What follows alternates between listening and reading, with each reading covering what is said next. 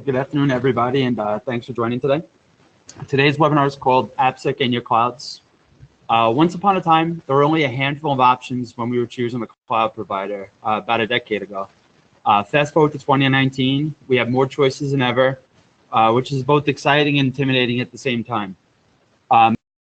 If you take AWS, Azure, GCP, Oracle, IBM, Pivotal, and all the major cloud providers, you end up with hundreds and hundreds of services, which can be non-trivial for a lot of organizations to keep up with at the speed of development, as well as the rate that these platforms are innovating and pushing new features.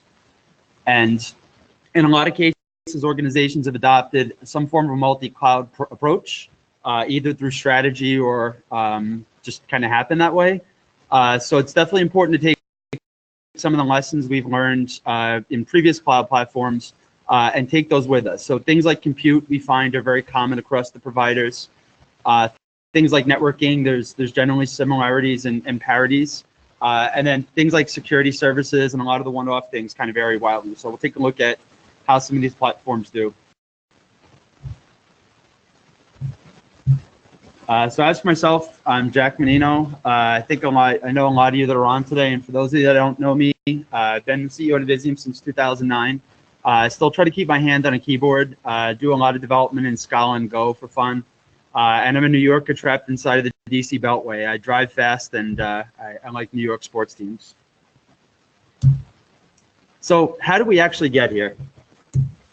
So take an example of what it's like for someone that's doing Golang serverless development. So want the ability to use Golang and build serverless functions wherever. So the first place you go is to Azure Functions, and you come away sad. There's no good Golang runtime support. So not much you can kind of do there unless you use a serverless function framework on top of something like cloud native and containers, right? But not what we're looking for. So we go to AWS and we feel better. They've had support for a while, so AWS is certainly an option. But just something doesn't feel amazing about it. So we keep looking around and hey, GCP with Cloud Functions actually works first-class support with things like Go modules, which none of the other cloud providers that offer serverless functions actually do. So just because somebody wanted to write Go and really like that integration, you may have picked up GCP in your environment. So these are examples and things I've just kind of seen, and someone that writes code, sometimes I'll pick up whatever kind of gets the job done for me, right? So sometimes it ends up being the best tool for the job. But unfortunately, when you actually have to manage these things inside of a fast-moving development environment and CI/CD pipelines, it's not quite as easy as just picking up new tools and being ready for security. So how do we actually get here? Bunch of different ways. One way is, quite frankly, cloud providers have been very aggressive with giving people free credits, encourage them to move to the cloud, which in a lot of cases is a great choice. Having said that, though, you also see cloud-based shops that have kind of gone multi-cloud because there was appeal of having cloud credits. So that could be one reason that you have a multi-cloud presence. But how do we really get here? A lot of the time, people want to use best-of-breed solutions. So if Oracle is the answer, then Oracle Cloud Platform and infrastructure is the way to go. And likewise for other platforms. Sometimes we do want portability between environments.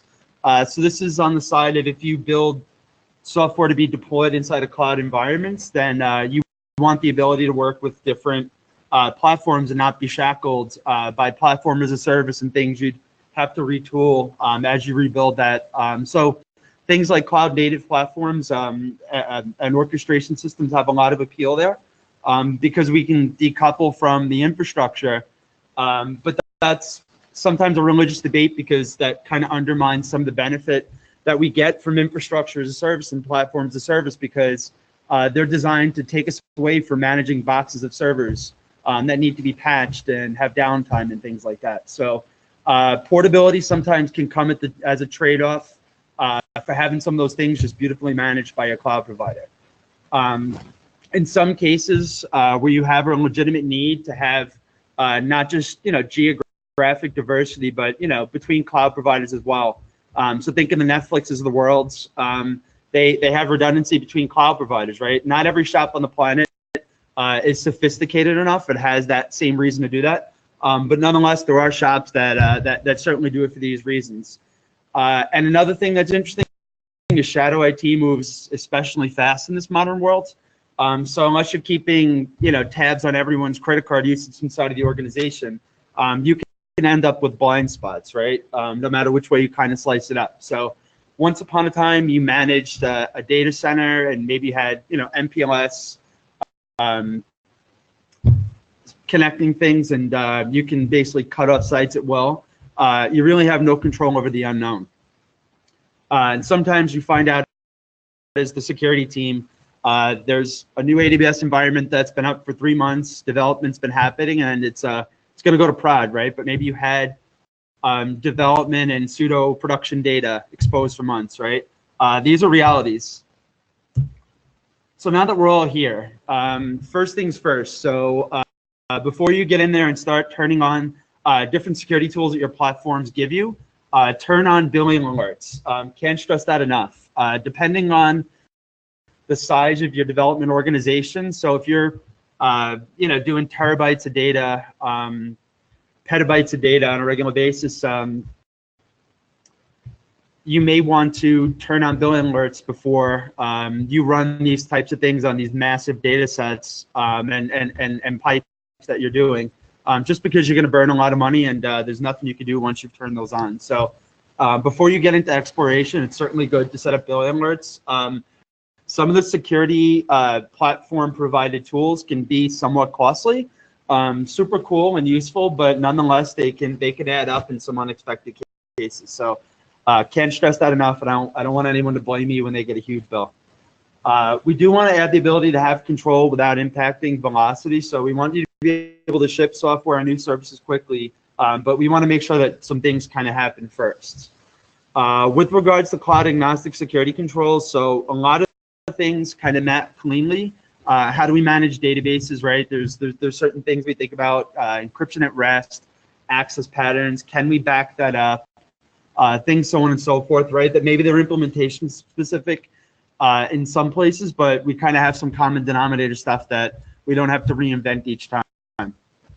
And you really do have to know a platform's strengths and weaknesses, just because different things implemented elsewhere can have very different security things available to them. And I'll give you the example is seeing Kubernetes go across Azure, AWS, Oracle, GCP with their respective engines, and each one of them has done some things to optimize that for their platform, some integration with their platform tooling and security features, but then also in some cases you may end up having things that may be in something like upstream Kubernetes in a newer version that just haven't made it there yet. So take, for example, most of the cloud providers are generally a version or two behind in a lot of cases of where Kubernetes is versus what they can actually offer in their engine. So you definitely have to understand those limitations before you kind of jump head first. If you're expecting certain things to work or being able to jump onto the newest feature, things like user namespaces, that's something that came up this week quite a bit with some of the run C bugs out there. And mitigations for those types of things, and you'd come to find out that you couldn't actually use some of those things in upstream orchestration engines because the versions of those don't support them. So if you're looking for a certain feature and you want to rely on it, make sure it's there before you kind of jump in head first.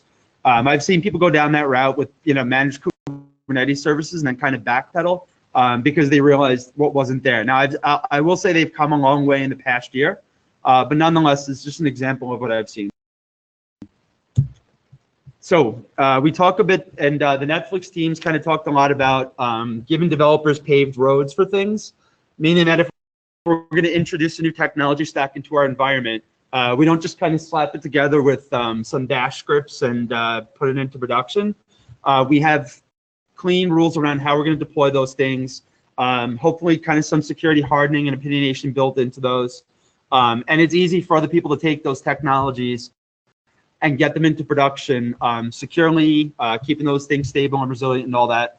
But having said that, though, we definitely need to make sure we pave the correct roads. And we have to embrace failure, right? The reality is that we can give development teams an 80, 90% solution to things, and the last 10% is going to get screwed up, right? And we have to anticipate that, you know, through the complexities of building distributed systems, through just sheer complexity of the integration kind of time of bugs and vulnerabilities that we see these days. We also have to build our systems, you know, to be able to embrace and tolerate failure. So when we talk about paving a road, you know, in terms of security, first and foremost, we're working in an era of software-defined networking, and the fact that we can define things that were, you know, a stack of switches and a bunch of people behind them in a little bit of YAML, JSON, or hopefully not XML, maybe TOML if that's your thing. But regardless, though, it's quite a bit easier. And not only can we actually be looking at the same thing, but we can also avoid things like configuration drift and things that are just kind of challenging when you have a very decentralized kind of management kind of system for your network and infrastructure. Being able to give people base images for VMs, containers, so especially containers these days, because that seems to be the thing that's less mature in a lot of organizations. So we've been working with virtual machines for a long time, and containers aren't brand new. But in the past, you know, say 5 to 6 years, they've obviously gained quite a bit in adoption. So a lot of organizations that are jumping into either cloud or cloud native, or maybe doing container stuff for the first time. So you run into kind of, do you just let everybody pick whatever they want from Docker Hub and hope for the best, or do you give people, you know, some base images that have some security things built in? Like, for example, I think it's unfair to expect all your Java developers to go out tomorrow and learn SC Linux and learn how SecComp works and things like BPF, right? It's just outside the bounds of what, you know, essentially someone working in garbage collected code should understand, right? But I'm sure you have a Unix or Linux wizard inside of your organization that actually knows how those things work. So this is an example of everyone kind of working together maybe on some of these things, and also acknowledging that a lot of what development has done is shifted back to infrastructure and vice versa. And then we have, DevOps, right? So things to think about. Segmentation and filtering are really hard, depending on what we're trying to do, and we'll talk a little bit more about that. But we have to think about, you know, the perimeter. We have to think about how services communicate with each other. We have to think about things like multi-tenancy, and how we've also isolated our different accounts and organizations and compartments from an account level perspective, as well as IAM at the network level. We want to make sure that things can be backed up, right? We want it to be reproducible, but if things get knocked offline, we don't want it to be impossible, or when you're in production, realize you have no way to get kind of things restored. So these are things to think about. Does the platform, if we're using a PaaS solution, provide nice, pretty backups? Then problems are solved to a degree, because we have to think about IAM, right? Just because it's backed up doesn't mean somebody can't get to it, right? But at the very least,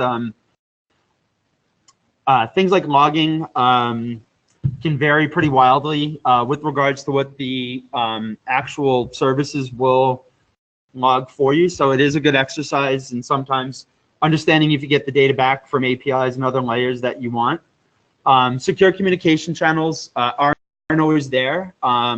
So you definitely need to ensure that the platform, especially if you're picking a PaaS solution, has at least the things that we're using elsewhere. An example is Kafka, and I'll show an example of that in a minute. But things to think about when you're kind of picking a PaaS solution, and baseline security settings, right? So the no-brainer things that everybody should be doing, right? These are the things you should be giving them in their CloudFormation templates and Terraform, blueprints, and anything else you want to use, right? But nonetheless, you have an opportunity to give them baseline solutions. Because that ends up working better, right? So the security person kind of the past said, you know, did you do these 500 things? And if not, then you sacrifice one of your children and bad things happen. But in reality, we kind of get more done by helping each other.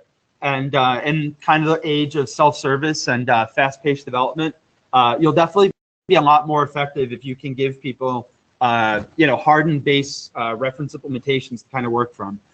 Get yourself talking the same language before you end up on different pages. And your cloud overloads really do screw up. So here's an example of managed Kafka on AWS. So I'm one of the people that loves to use services right out of the gate, and I like to be one of the people that uses them, plays around with them. But things like this, right, would definitely cause me to not want to use it in production, and I'm sure most people and most organizations would kind of struggle with this as well. So if you're using Kafka on your own, it's very easy to implement TLS. But then the managed service technically doesn't actually support that, right? So you can do like nasty hacks, but again, this is a platform managed service, so there's only so much you can do. This would be an example of kind of do your due diligence before you jump in first, just to make sure that they've actually shipped the things you expect. I know AKS on Azure, it was a little bit before they shipped role-based access controls as general availability, whereas that's something that's generally been available in Kubernetes for quite some time. So as new services roll out, definitely make sure it matches what you expect in terms of security hardening. And read the fine print. So sometimes we'll see people jump into using some of the platform provided security tooling, whether it's for asset inventory or finding some of the low-hanging kind of fruit and kind of maintenance, security low-hanging maintenance kind of things that can run continuously. But then we'll also see people use those, launch new services that don't actually have coverage, right? And so you'll find that you get kind of good visibility, and then you kind of lose it when one of the cloud providers does one of their big annual parties, releases 20 or 30 new services, and then you have to figure out where you are. Additionally, multi-tenancy for some organizations is a big thing, especially as they've switched from traditional, on-premises infrastructure where they actually had, physical HSM and key management appliances. Now they have to rely on cloud-based solutions that aren't necessarily single tenant, right? So depending on your level of concern or paranoia, you may want to ensure that the cloud provider gives you dedicated hardware, right? Because you may be concerned with risks at the TPM level, right? So for a lot of organizations, they can accept that risk. For some organizations, they want to make sure that they at least have the hardware boundary, which also brings into things like bare metal instances versus virtual machines. So cloud providers now allow you to do bare metal. In some instances, people don't want a hypervisor, but they want to be able to run either their own hypervisor or they want to run things on bare metal for the appeal of running on native hardware. So those are options at your disposal that you didn't have quite some time ago. But the thing I mentioned, and I want to emphasize that again, is that when you turn on some of the security services, they can definitely cost some money. So just proceed with caution before you start flipping all the switches. So once upon a time, the cloud meant it was in the cloud. And now we're kind of going to even more of a hybrid model. So for example, Azure Stack, and additionally, AWS has Outpost, Google has a similar offering, basically making it easier to join your on-prem infrastructure and services up with your cloud, right? So this is, generally for organizations that have some stuff they haven't been able to lift up to the cloud yet. So, old dusty mainframes that have been working pretty solidly for 40 years, right? We don't take it out of production. We throw a proxy or some type of gateway or facade in front of it, right? And we expose it through APIs. So this is an appealing model if you're one of those organizations that wants to make the move to the cloud, but maybe you have that, 15 to 20% of things you have just simply can't move there, then a hybrid model is totally for you. But things to obviously think about. So now we're joining internal infrastructure and architecture, right? So do we basically have to integrate with these existing identity providers like Active Directory? Or, are our clouds actually treating like different islands where that stuff really isn't, federation and really joining things isn't at the hip isn't what we're looking for, but perhaps it's just maybe a few applications in a really small footprint. So I mean, depending on how all in you are with kind of the hybrid model would dictate how much you have to think of those things up front. And seen scenarios where organizations are multi-cloud, but in reality that means they have one app that runs in Azure, they have something big data that runs on like GCP, and then everything else is on another platform, right? But they don't actually talk to each other. And then there's organizations that have applications that may actually use different services in different clouds, right? So you have to think about multi-cloud kind of access patterns at the network and identity level and so on and so forth. So depending on what your multi-cloud kind of approach looks like, it could honestly mean, hey, we use Azure and GCP and we have to think about those things independently, or we use Azure, GCP, and AWS and we have to make them all kind of play nicely together, right? Which, then we have to think really, hard and carefully about, identity management and the IDPs we use and hook together. In terms of compute worlds, we've been using virtual machines for a long time. And virtual machines are really good at letting us build big, juicy, monolithic applications. But what we've kind of found out is that we have, different kind of peaks of usage, right? So we have peak time, we have downtime. So when we have these big VMs sitting around, we're really just spending money and burning cash on compute time we don't need. So that's pretty much how, serverless kind of was born about, containers. And essentially, if we're running containers, that stack is it's a little bit different of a footprint than if we're working in VMs. One, in terms of the applications we build, so generally containerized apps are just by nature more microservice oriented. But it's not to say that we can't build monolithic applications and shove it in a container. You absolutely can, and people do. Serverless functions are probably the most different, just because of, I guess, the programmatic patterns and the level of, I guess, lock-in or specificity per platform.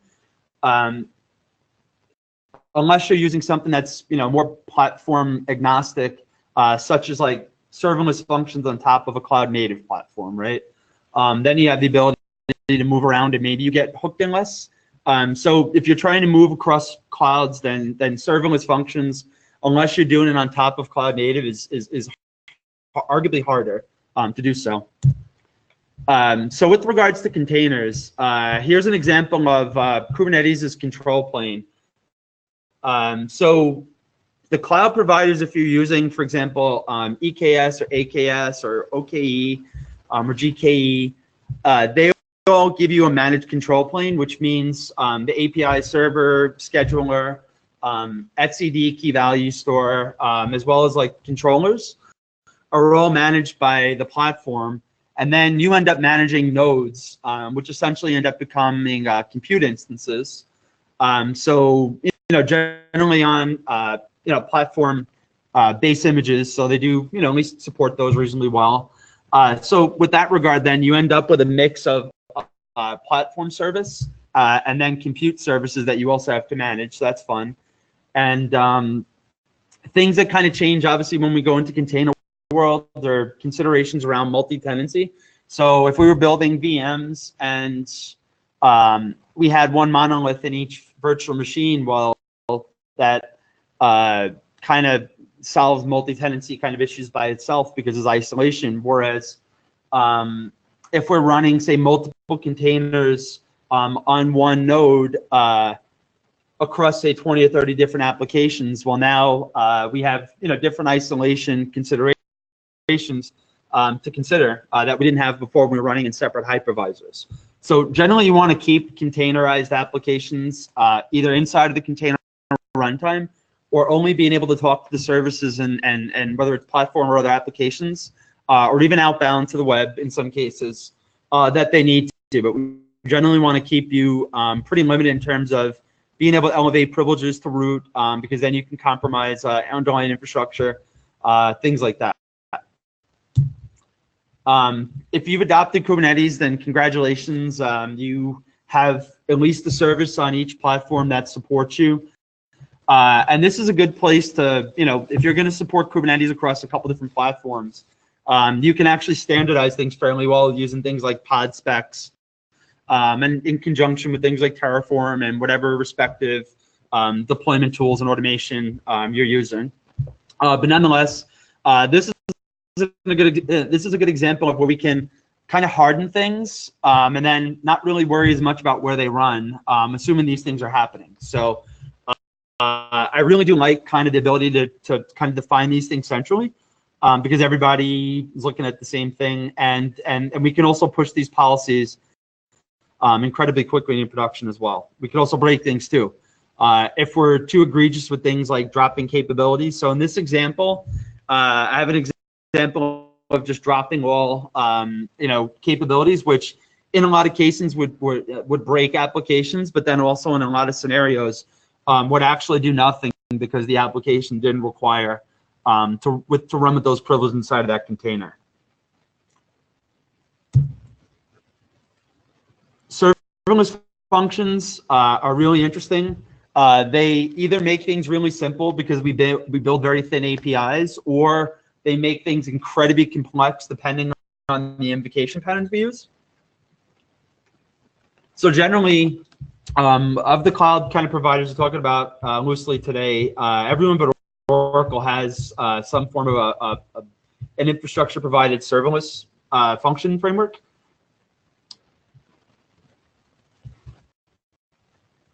And if you want to be able to kind of port things around, then you'll use something like Knative, native, if you don't want to pronounce the K, which will allow you to essentially run serverless functions on top of something like Kubernetes. In reality, if you look at how the cloud providers do serverless, they are running things in containers. So AWS open sourced Firecracker back at AWS reInvent, which is what they use to do container execution, and it has some interesting and novel isolation methods. So they're using more of a traditional virtual machine approach to do isolation, but they give you the ability to run those kind of things on bare metal as well if you want to run your own serverless framework. But nonetheless, that's how they're exposed. So we have different development patterns. Generally, we're not using serverless functions to run things like we'd use for batch, so they're generally time limited. Should be. We can do different kind of invocation patterns to kind of hack around that and stuff, but totally not how they're supposed to be used. And generally, we'll put something like an API gateway in front of them, or we'll use application level load balancing to do that, where we'll just pass routes to things. And different kind of ways to organize serverless functions in the real world. So seeing people kind of fall in love with the monorepo approach, and I'm not necessarily sure if I'm in love with it, where basically we have all of our serverless functions, or in some organizations that have gone all in on that concept, like all of the organization's code in one repository, right? Things can get really messy pretty fast. And if we're trying to really think in terms of design and decoupling things, then just, to me, having like a monorepo just even mentally kind of defeats the kind of decouple concept for me. So I do like to treat those kind of as individual units, make sure they're individually testable. And obviously at the point of integration, maybe that's a different kind of concept, but I don't necessarily love monorepos, for the record. And here's an example of, just a Lambda pattern where we can see kind of some complicated things happening, right? So for an example, we have some data come in through web clients, hits the CDN, which is CloudFront, pumps some data in through S3, and then from S3, we end up triggering a set of Lambda functions. So again, like you can have like Lambda, invoking Lambda, invoking Lambda, invoking Lambda, right? So there's a life cycle to those things. So in terms of, being able to do things like runtime instrumentation, so thinking of like, RASP tools or next-gen Cloud WAF, or I guess whatever the acronym is now. It's kind of hard to do these kind of things that, and be able to instrument, because each of these things is happening essentially in their own container, right? So it's a little bit different in terms of how we tool around these things, just simply because as we weave in and out of these different containers and life cycles, right, there's a finite amount of stuff we can kind of share between them. So just interesting because it tells us that we don't have all the tools we need to protect ourselves, and security is really hard. And Lambda is just an example of that. So in terms of having like an API with a well-defined, set of entry points, we find that Lambda is kind of used everywhere, right? So it's used for APIs. It can be used to do like a one-off job to do something and end fast. It can be used to do web scraping. I mean, you can pretty much use Lambda to run anything, right? So it's a really flexible way to run code, invoke things. And in terms of like just kind of, I guess, security boundaries, I find that Lambda kind of has the most kind of moving target, if you would. So in thinking about things like network segmentation, first and foremost, right, make sure that you don't drop security groups to 0.0.0.0, just because you don't want the whole world to be able to scan your likely unprotected and default configured whatevers. Sometimes you'll use CloudFormation or other templates that people have taken the luxury of dropping all those things for you. I've used different tools to set up various things like Kubernetes and other application servers and frameworks and databases, and I've found that they usually like to take the luxury of making the admin interfaces world readable and then trying to limit like SSH sometimes, but often I find that like when I don't kind of sanity check that, then more often than not, somebody's done that for me. So if you can avoid deploying new, freshly built systems to the internet without security groups down, then you won. Additionally, internal VLANing and subnetting. Sometimes we can expose things by getting those things wrong, or we didn't realize that there was an additional ingress because we kind of butchered those things. Sometimes that ends up happening by exposing different routes, right? We use kind of greedy, regular expressions, and suddenly like everything is publicly accessible, even admin routes. So that can kind of come down to your configuration. API gateways. So you see more cloud services offer an API gateway, and generally you're going to put an API gateway in front of things like, especially Lambda-based services and microservices. And we can also hook in our API gateways to authentication and IDPs as well. So you can actually have the API gateway do things like handle checking JWTs, and then it can also do stuff with regards to user state. If we're doing any stateful things, and we can use that in conjunction with Lambda and functions on other platforms as well. Service meshes and sidecars are another thing that's emerging. So when we use containerized architecture, we have something we've kind of been using more and more in that world, which is a sidecar pattern. So basically, we can lift some security out of the container itself and into the sidecar. So we put it in front of a container like a proxy, so that can handle things like mutual TLS between services. It can handle doing some logging and just analytics and metrics gathering for the service as well as within the mesh. So generally, a lot of organizations, they spend a lot of their time and money doing ingress and egress filtering at the perimeter, but then they don't think about those things with regards to how it happens between services, as things traverse different VPCs, so on and so forth. So service meshes allow you to basically put that in front of your containers, and you can inject those. So there's different services that are managed now that are popping up that are making it a bit easier. If you don't want to be glued into them, check out things like Istio and Envoy. So pretty much Envoy is what's used by a lot of these other tools, and basically allows you to do L2, L3 type proxying, and you get a whole lot of good information. And you can slap security in front of things quickly. Downside, if you're going to manage that yourself, is complexity. heard a lot of really good and bad things about running some of these things in production. And if you're just jumping into like cloud native containers, then maybe unless it's a well thought out managed service, then sometimes you want to maybe not have that cause production outages week one. So IAM, generally every single cloud provider has a first class way to do identity management, which may or may not work for your organization. When we do some type of federation or using another provider, generally end up seeing it's kind of a combination of OpenID, LDAP, especially Active Directory, and SAML.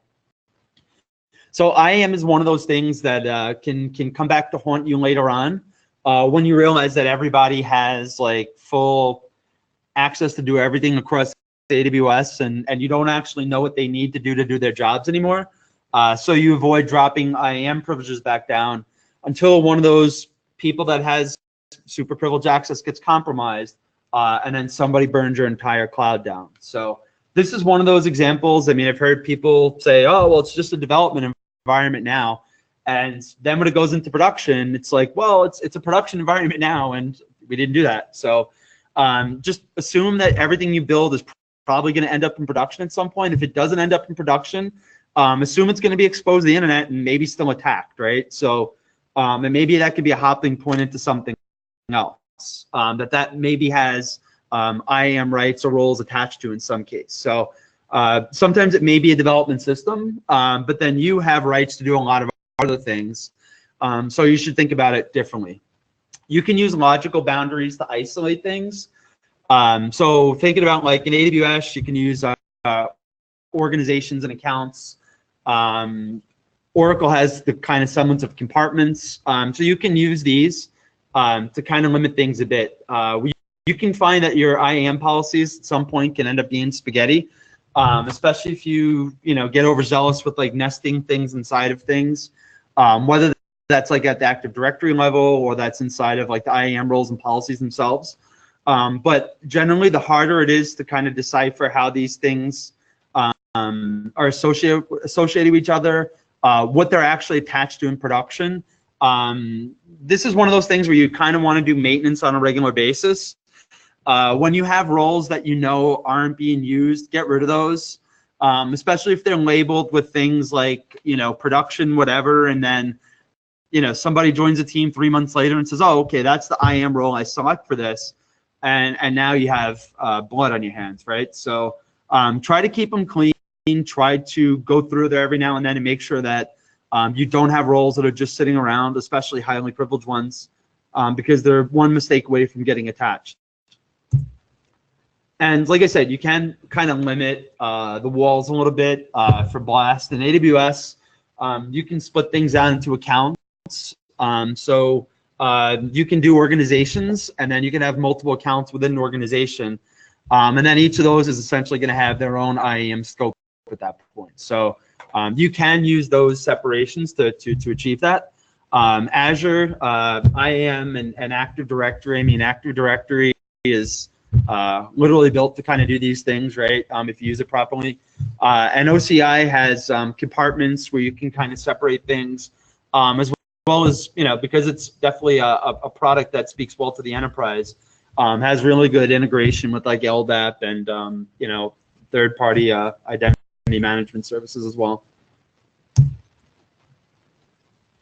So one of the things that changes a bit when people go from a pure on-prem model to moving to the cloud, or they have a mix of both, right? They have subversion repositories that are sitting there, or maybe some Mercurial, and then everything in the cloud is Git, right? And so that can be on GitHub, Bitbucket, being used internally on each cloud provider's respective Git repositories they offer. So what you end up having is, in some cases, especially when it's multi-cloud, you end up having, a handful of CI/CD tools, third-party cloud services that do those things, right? Circle CI, so on and so forth, and then what you actually get on the cloud. So It can be a place where if you had a few defined pipelines, things can kind of spread out of control reasonably fast. So that's one place to get a good handle. You know, how often are you reinventing the wheel with your own pipeline for things, right? So depending on how that far stretches, right, you can have, you know, essentially a Jenkins instance per Kubernetes namespace, and then you can have people that aren't using that. They can use, you know, internal Jenkins. They can use basically things like code pipeline. They can use, you know, Azure DevOps. And so you have to think about now we have to understand, you know, specific scripting languages used for these. Do, you know, the tools and methods we've used work well, or do we have to refactor those a bit? A lot of times things work kind of as expected, right? Especially shops that are going from Jenkins and then they're using like a managed Jenkins pipeline. It's maybe a little easier than if they have to go to something else that they're not kind of tooled around. And everyone has their own container registry as well. And different kind of implementations, some better than some others. I like, you know, calling definitely GCP out a little bit. I like the fact that they've offered container scanning kind of stuff for a bit. I like some of their attestation services. I feel like they've done a pretty good job in that area, but everybody has a container registry that you can use, and you can use their build tools to push containers from their code repositories. And then you can also do those, you know, from other providers as well. So it's possible to use like a cloud build server, but you can, for example, use a third party like GitHub code repository. One of the benefits, I guess, of keeping it all inside of the platform, first and foremost, you get better integration with IAM services, which translates to I have a lot less credentials, keys lying around in different configurations, right? So think about the scenario if you're on AWS and you're using Docker Hub for your containers, and you're using GitHub, right? Well, now you have third-party providers for each. So you're going to have to persist credentials or tokens somewhere, right? Some organizations that ends up being in source code and configurations, some that ends up being in like deployment templates, right? So, I mean, the less you can kind of roll out and have those things in place, the better. I do like kind of, you know, in some cases being able to do it kind of, you know, with maybe only a handful of services and dependencies. But again, that's my opinion, and it might not work for your organization. But you know, internally, I guess, you know, even at my company, we've had a kind of a push to kind of consolidate and do some of these things inside of our own software development as well. And logging and monitoring, again, are going to be kind of platform provided. So this ends up being a blind spot in a lot of organizations, just in general, is basically what is development and software engineering doing, and what can security see? In a lot of cases, they have visibility into, you know, all the different repositories. In some cases, somebody said like, no way is security ever going to get access to that, and we'll give you the code once a year to look at. And you have no idea what's being pushed, how many new repositories are being built, right? Are those things getting shipped to production? This gives you the ability to kind of get everybody looking at the same thing and kind of avoiding the tech sprawl.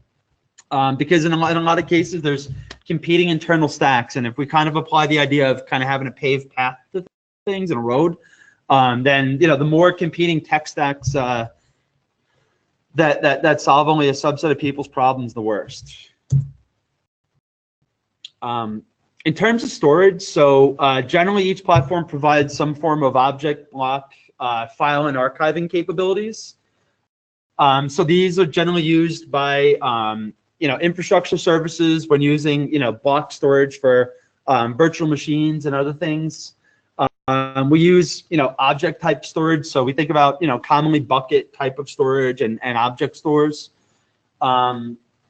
which is, you know, very commonly associated with a lot of public vulnerabilities. And one of the things that kind of happens is, you know, the same people are managing everything. So naturally we will sometimes attach the same IAM to production and non-production storage. So definitely make sure that you, in addition to making sure things aren't public and whatnot, definitely make sure that you limit the likelihood that you're gonna be able to compromise, development account and get access to prod. Maybe not as scary if you get prod and get dev, right? So the one that's most common, and it's not even that interesting anymore, is the fact that like S3 buckets get misconfigured. That's the spoiler here, right? So people generally will deploy S3 buckets and they'll leave public access on. They'll make them writable.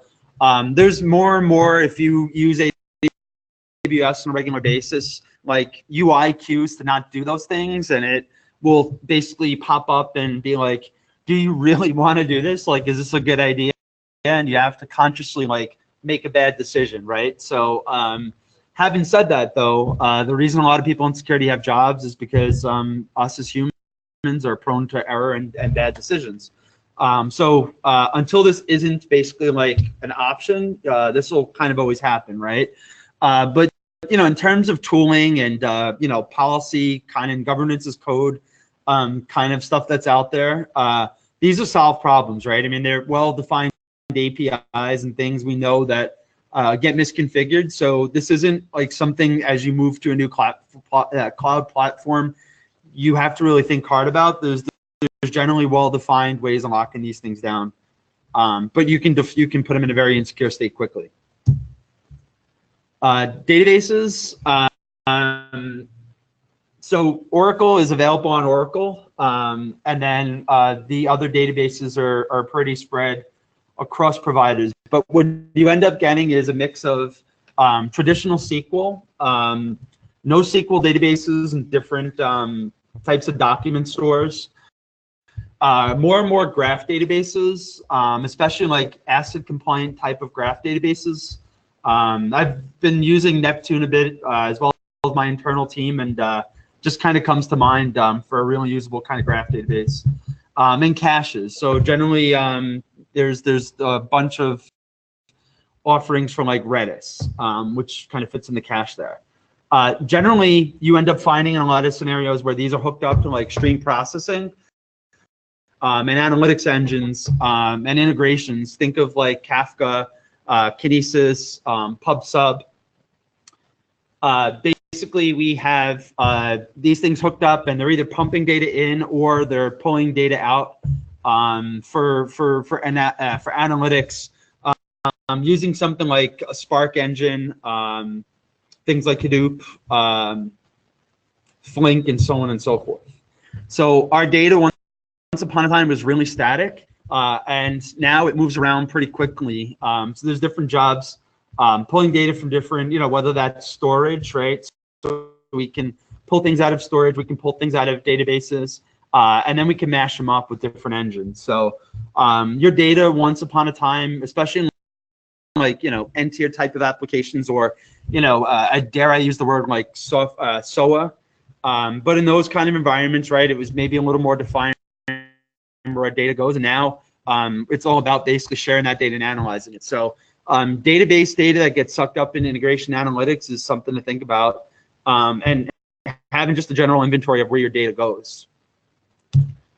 So beyond the programmatic things to think about and kind of access patterns and watching where your data is moving, the things, there's things, responsibly a PaaS should do, right? Make sure things get patched and using, reasonably up-to-date, versions of those database engines.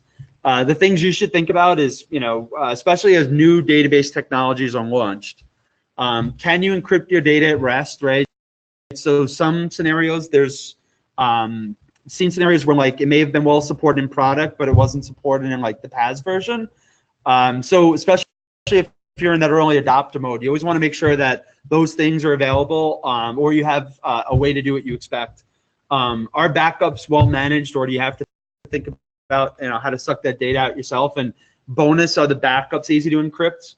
And also too, who can encrypt or who can actually access those, things like that as well, because once it's backed up, you should still protect it. Can I securely store keys somewhere? Is there basically a good integration with like that respective platform's HSM or KMS or secrets manager, where we can, get rid of having to worry about things like key rotation, and so on and so forth, and just basically let those key management services manage those things for us and let IAM manage other parts. And our communication is reasonably secure, right? So do I actually have the ability to use TLS correctly, or is it degraded beyond what I'd expect for that, particular tool, right? Those hit some of kind of the common things, and then, depending on what, type of database you're using, an interpreter, you have things like injection attacks, right, which are, a different scope, right? That's getting into the app level and is hours of its own discussion. With regards to security management and governance types of things, so make sure the tools you use cover the services you use. So just because it will do, some monitoring and kind of low-hanging fruit checks for some services, what you end up finding is that, and again, especially in the early adopter mode, that you won't have either coverage, it's really superficial, or it's just not supported, right? So that could be things like logging, that could be configuration services, that could be, injection of other security controls by a thing. Make sure that any of those tools actually have coverage for those services. And as you roll out new services, make sure that the tooling you use is going to support those. And each platform provider generally knows and supports their own platform the best. And you'll see that in their tools, right? They clearly work well with themselves, and then you have to figure out how to make them talk to each other. Asset inventory is actually easier than ever, but it's also just as hard as ever, right? Because if we think about things at like the infrastructure level, right, we have some pretty, finite boundaries. We can say, all right, we have 50 containers and we have 50 VMs, right? But we, maybe we're looking at our registry, right? And then we have, maybe dozens of different runtime configurations, different components that get injected, instantiated, right? So asset inventory is kind of an interesting kind of discussion, right? Most people thought of asset inventory like, how many servers do I have? How many applications do I have, right? And as we see that, especially as we build more decoupled systems, that our asset inventories are kind of blurry, right? Especially as we have more serverless functions, and as they have either independent things are attached to inside of the infrastructure or their own. And logging and monitoring, so we actually have to think about a bunch of different things there. If we can get things from the infrastructure, so generally we get some information about the instances, API level access, usage, right, security events. Network traffic kind of is under that infrastructure thing, but it's important to think about, do we have the visibility at every choke point, right, from ingress to internally, how essentially if one application service gets popped, how is someone going to move laterally? We don't just want to see, what's probably going to be TLS anyway when they get into your application. We want to see what's next, right? So make sure that you also have that on the back end as well. And also too, operating system and container events. So generally OSs and VMs are probably going to be more persistent than containers, which kind of have a lot more shorter life cycle due to kind of immutability of how we want to use containers. So you want to make sure that you do have the ability to get that information as it comes in. So depending on the orchestration system and container runtime you use, you're going to have different APIs and places to get that data. So there's no overarching way to kind of tell you how to get that other than you have to kind of look at what those tools and interfaces expose. And as we're talking about the cloud, we can't forget about the fact that we're running software in the cloud. So there's going to be things you're going to be able to get that you wouldn't have got before, maybe from PaaS and other places, but you should still be logging for things inside of your app, authorization related vulnerabilities, common, just egregiously malformed data types of things, right?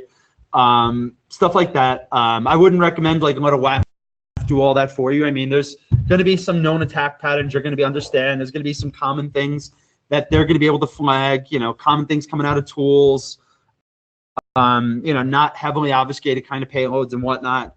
I wouldn't say use one tool by itself, but in reality, you do need kind of a multitude of ways to just see the sheer amount of data that's coming in and make sense of it. So to kind of summarize things, definitely be ready to adapt. What works now for you may not work for you in 6 months, especially as you kind of end up getting into, in a lot of cases, a faster kind of build and deprecate cycle. So be ready to adapt and expand both your knowledge and your tool set as new services and tech gets thrown at you. Automate, and streamline things. Don't reinvent the wheel every time you go to deploy things. Have clean ways to reproducibly deploy software, and also secure those things and speak about the same language, as opposed to giving people checklists, right? It's 2019 and checklists don't work. Think of least privilege early. That's probably one of those recommendations I can't stress enough. It gets increasingly hard to fix those things depending on how egregiously overscoped your IAM is. So if you can nip that really early, then you're going to thank yourself a lot later on. And pave the roads for the right cars. Pick technologies that work. And, you know, as security people, unfortunately, we don't have the ability to a lot of times dictate what engineering uses. But I mean, if you do have their ear and you have the ability, definitely pick things that aren't going to make their lives any harder than they already planned. I think you'll definitely be a lot more successful. Thank you for joining us today. Hopefully that was useful to everybody, and I can take questions maybe for the next minute or two.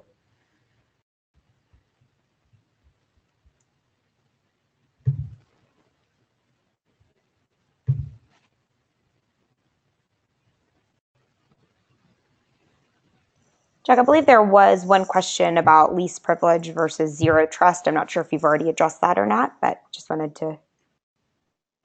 I guess I can go on for about 10 minutes with that. Could you maybe give me a little bit more context? In the IAM context, it sounds like.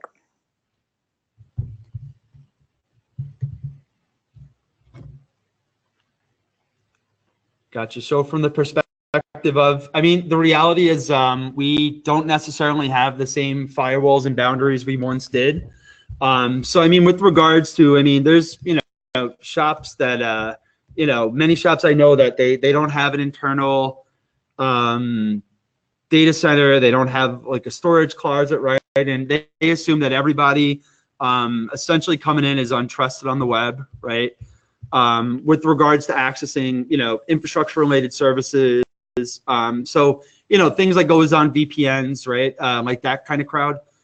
So, I mean, with regards to least privilege and I guess zero trust, I mean, it really does come down to, I mean, especially in the scenario where your identity management is kind of bridged there. So there's some organizations, right, that's very separate, and some organizations, they have things intertwined with things like Active Directory and whatnot, right? So, I mean, yeah, I'm a security person that doesn't want to let you do anything. I mean, I'm totally a fan, I guess, of the least privilege model, because that's kind of where people operate these days, right? We don't generally have the luxury in a connected world of saying like hide it behind a firewall or like shut it off. So hopefully that's what you're looking for. But I mean, I'm happy to take even offline if I didn't kind of hit that on the head.